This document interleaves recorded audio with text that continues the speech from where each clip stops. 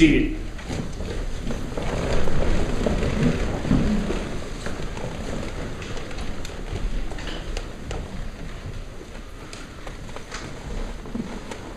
Our Ash Wednesday observance really introduced the themes that are so much a part of Lent. Penitence, fasting, self-examination. And it seems to me that the overarching theme of the whole season is about humanity. It's about our acknowledgement of our human nature. It's about recognizing that we are human, God is God, and we are not. And then this first Sunday of Lent builds upon those themes. The lessons all come together to give us that picture of our work for this season of Lent. Deuteronomy, the lesson that we just heard, is about gratitude, really. It's a liturgical scene, but it's a scene that's about remembering the blessings of life, about remembering your story, who you are, where you've been, and recognizing that God is part and parcel of that. God's brought you to a place, and that you return thanks with the first fruits, if you will. The psalm picks up on a similar kind of theme, but really is about trust and mercy. It's about the knowledge that if you are in relationship with God, you know that God is there through the changes and chances of this life. And then Paul, in his incredible summary of the gospel in the book of Romans, he highlights humility. The fact that when God sees us, God doesn't see Jew or Greek. God sees creature. And that when we are in Christ, we are made one, and our distinctions disappear. I say it's about humility because most of us don't like the idea of our individual distinctions disappearing. But that's Jesus' vision of the kingdom. That's the picture of God's love, this level playing field where all are one, all are known, and all are loved. And then very quickly, we take these themes: humanity, gratitude, trust and mercy, and humility. And we stop talking about them, and we see what they look like in practice in the person of Jesus.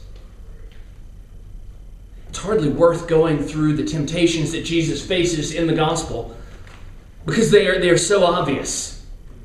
About self-satisfaction, the god of the belly, about worldly power, religious display, religious authority, religious power. We understand these temptations. We can think of countless examples of them. But in the face of the tempter, Jesus will not succumb to them.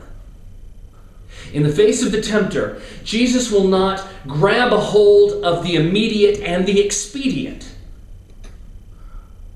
Jesus is prepared to put his whole trust in the grace and mercy and love of God. And rather than exercise his authority or exercise his power, his divinity, he's content to let the whole thing unfold as it should.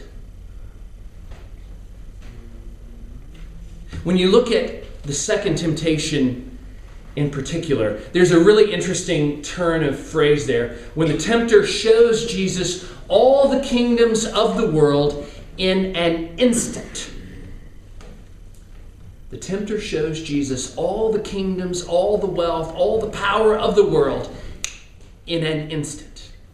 Now, underneath that instant is a particular notion of time that's about ordinary time in the language of the Bible. It's about everyday kind of stuff.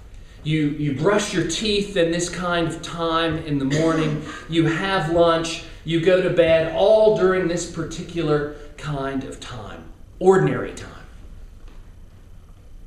So the tempter shows Jesus the temptation of worldly power and wealth and fame in ordinary human time. But when you get to the end of this gospel lesson, Luke makes use of a different kind of time. He uses a word that's about special time. The phrase at the end of the lesson is, the devil departed from him for an opportune time. That's really kind of a lousy rendering, I think, of what the text says. What it says is that the devil departed from him until it was God's time. Until it was special time. Until it was salvation time. So as Jesus faces the temptations of this world, he knows them because they happen in ordinary time, the kind of time we know. But Jesus won't be tempted by the immediate, the expedient. He won't push out of that time. He's willing to let God's time unfold. He's willing to embrace God's time.